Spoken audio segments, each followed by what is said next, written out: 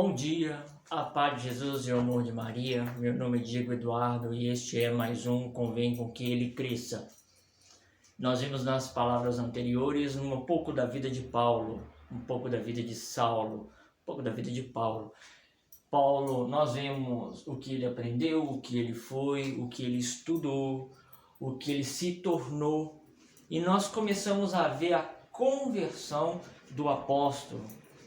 Nós começamos a entender um pouco da morte mística de Paulo. Nós começamos a entender que naquele momento, Saulo, anteriormente chamado de Saulo, ele se tornou Paulo, e naquele exato momento ele já começou a se converter, tanto é que ele chamou Deus de Senhor. Nós entendemos que Saulo, como cidadão romano, ele tinha se colocado à frente de uma grande perseguição à Igreja Católica. Mas nós conseguimos entender no findar que Ananias, escolhido por Deus para orar por Paulo, aquele que próprio Deus tinha escolhido como instrumento de conversão, orou caindo as escamas dos olhos do apóstolo. Pois bem, nós vamos continuar a dar continuidade nesses preceitos maravilhosos que é a vida desse apóstolo, que tantos ouvem, mas tantos têm que saber verdadeiramente sobre o apóstolo, a ponto de poder entender o que ele é de verdade. Amém? E a palavra que Deus nos traz nesse momento maravilhoso está em Atos dos Apóstolos 9, verso 7. Atos 9, versos 7. Os homens com que ele viajava detiveram-se emudecidos de espanto, ouvindo a voz, mas não vendo ninguém. Saulo ergueu-se do chão, mas embora tivesse os olhos abertos, não via nada. Conduzindo-o então pelas mãos, fizeram-no entrar em Damasco. Esteve 3 dias sem ver nada, nem comeu, nem bebeu. Palavras do Senhor. Glória a vós, Senhor. E aqui nós conseguimos entender que quando ele foi, desde o momento que ele nasceu, do seu nascimento, em que ele aprendeu a tecer tenda, em que ele aceitou a morte de Estevão, em que ele, a caminho de Damasco, numa grande perseguição, colocado à frente, a palavra vem falar que viu uma luz muito forte e ele caiu por terra. E naquele momento a conversão começou-se. Mas uma morte mística tinha transformado o coração daquele homem num apóstolo verdadeiro, a ponto de poder seguir o próprio Cristo. Mas na continuidade desta palavra nós vemos que ele estava lá em Damasco. E ele não comeu, ele não bebeu, ele estava com fome. E os 3 dias que ele passou, foram os 3 dias que ele aprendeu a se mortificar. E a gente vê essa maravilha trazendo para o nosso mundo de hoje, que nós temos que entender que é necessário nos mortificar para poder realmente entender o Cristo no nosso coração.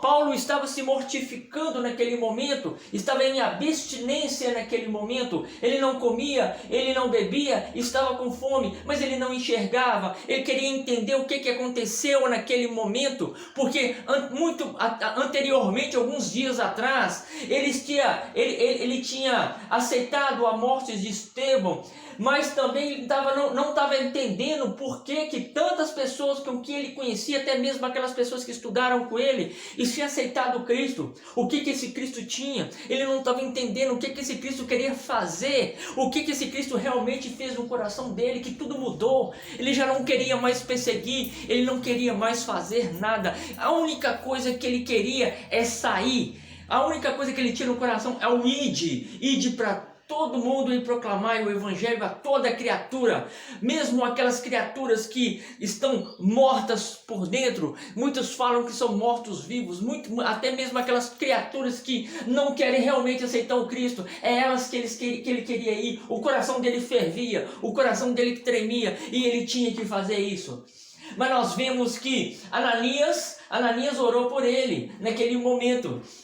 E aí, em menção relação aos 3 dias de Cristo, que Cristo ressuscitou, ele ficou também 3 dias. Quando Cristo foi mortificado, quando Cristo foi castigado, foi açoitado, foi cusparado, todas as coisas sem ter culpa nenhuma, o Cristo passou. E Paulo também teve que passar no seu momento que ele estava quietinho, sem enxergar nada, mas o seu coração já estava diferente. O seu coração já estava modificado. O coração daquele homem já não era mais o mesmo daquele coração daquele homem que perseguia, daquele fariseu. O coração daquele homem tinha aprendido com Estevão a fazer diferente. O coração daquele homem, no meio da sua caminhada, algo mudou, algo transformou, algo modificou. A sua história foi mudada. A nossa história também tem que ser mudada, porque o nosso coração, ele pulsa. O nosso coração, ele chora. Por tanto ativismo, por tantas coisas que o mundo vai colocando, o nosso coração está chorando. Mas nós chegamos na igreja, nós temos aquelas pessoas em que nós espelhamos, nós vamos nos eventos, nós choramos, ficamos condolentes, saímos de lá tristes, mas ao mesmo tempo renovados, transformados, mas nós chegamos na nossa casa a mesma coisa. Porque nós não deixamos a luz de Cristo entrar no nosso coração. Aquele homem permitiu, aquele homem naquele momento ele caiu por terra porque uma luz tão forte entrou dentro do teu coração. Eu fico entendendo como aquele apóstolo já não estava entendendo nada porque ele estava perseguindo, ele destroçava, ele tirava as famílias de dentro das casas, mas aquele homem já naquele momento já estava mudado, o coração dele já não queria mais fazer isso. E aí, se nós estamos fazendo coisas erradas, nós preferimos ocultar e continuar a fazer as coisas erradas sem permitir com que a luz de Cristo entre no nosso coração. Continuamos fazendo as coisas com que Cristo não quer que faça, como Saulo naquele momento estava perseguindo, estava destronando famílias, separando famílias, matando famílias, e ele, naquele momento em que a luz inacessível entrou no seu coração, ele mudou, ele já não mais queria fazer isso. Nós temos que fazer isso. No ativismo da vida, a vida nos apresenta a droga. No ativismo da vida, a vida nos apresenta o vício, a bebida. No ativismo da vida, a própria vida nos apresenta a ignorância dentro da nossa casa, com o nosso esposo, com a nossa esposa, com nossos pais. Mas nós não deixamos a luz de Cristo entrar no nosso coração. Vamos à igreja, mas nós não permitimos com que a igreja vá até nós. Aquele homem foi um encontro do próprio Cristo, porque cristão é um outro Cristo. Ele foi um encontro do próprio Cristo, mas o Cristo foi um encontro dele antes. No meio do caminho, Cristo deteve ele e modificou a vida dele, porque ele estava com o coração aberto, mesmo com um coração de perseguição. Ele estava com o coração dele, sem querer, sem ele saber, o coração dele já estava aberto. Porque o próprio Cristo foi até ele. E o próprio Cristo vai até nós. O próprio Cristo vai até mim. Portanto, meus queridos e meus amados, mas vamos permitir com que o próprio Cristo venha com tua luz, do Espírito Santo, sobre os nossos corações. Mudar a nossa vida, mudar a história da nossa vida, modificar o nosso andar, o nosso pensar, as nossas atitudes e mudar a vida da nossa família. Porque esse Deus é um Deus maravilhoso, um Deus que tudo pode. E nele eu creio, porque Ele mudou, Ele está mudando a minha vida e a vida da minha família. Ele vai mudar a sua vida e a vida da sua família. Em nome de Jesus. Amém? Eu quero orar por cada um de vocês.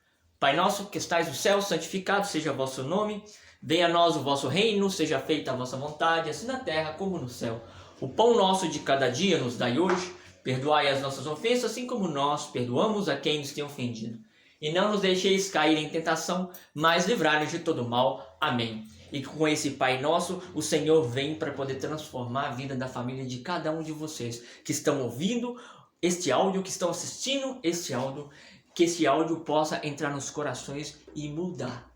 Ser uma nova história, uma nova página a ser reescrita por Cristo Jesus. Amém? Ave Maria, cheia de graça, o Senhor é convosco. Bendita sois vós entre as mulheres. Bendito é o fruto do vosso ventre, Jesus. Santa Maria, Mãe de Deus, rogai por nós, pecadores, agora e na hora da nossa morte. Amém.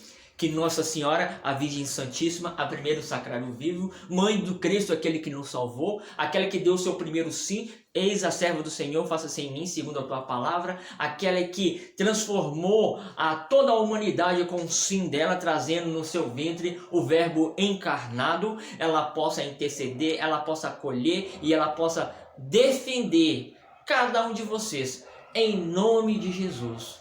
Não há poder maior do que o poder da Santíssima Trindade. E é sobre este poder que nós nos revestimos agora.